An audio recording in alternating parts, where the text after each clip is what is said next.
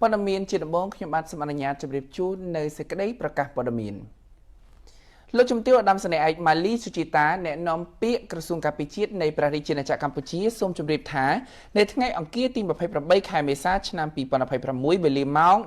12:54 នាទីរសៀលក្រសួងការពារជាតិនៃព្រះរាជាណាចក្រកម្ពុជាបានសម្របសម្រួលដំណើរទស្សនកិច្ចលើកទី2ប្រចាំឆ្នាំ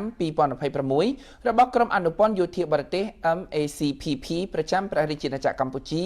ចុះសង្កេតការណ៍តំបន់អូភ្លុកដំរីនៅខេត្តពោធិ៍សាត់កម្ពុជាសូមសម្ដែងនៃការស្វាគមន៍ចំពោះបណ្ដាប្រទេសជាមិត្តដែលមានបំណងចូលរួមចុះពិនិត្យនិងសង្កេតការណ៍ដោយផ្ទាល់នៅតាមបណ្ដាព្រំដែនកម្ពុជាថៃដើម្បីតាមដានការអនុវត្តបទឈប់បាញ់សម្ដែងធានាឲ្យបាននូវតម្លាភាពជឿទុកចិត្តបាននិងភាពត្រឹមត្រូវ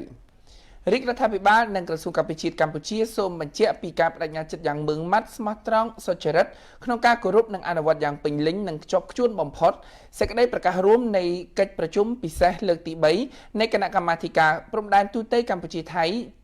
GBC នៅថ្ងៃទី27ខែធ្នូឆ្នាំ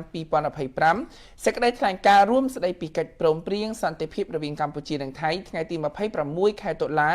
ឆ្នាំ2025និងកិច្ចព្រមព្រៀងពាក់ព័ន្ធផ្សេងទៀតដើម្បីឆ្ពោះទៅការធ្វើឲ្យប្រសើរឡើងវិញឆាប់រហ័សនិងការវិលត្រឡប់ទៅរកប្រក្រតីភាពសន្តិភាពស្ថិរភាពនិងសុវត្ថិភាពជូនប្រជាពលរដ្ឋដែលរស់នៅតាមបណ្ដោយព្រំដែនប្រទេសទាំងពីរ។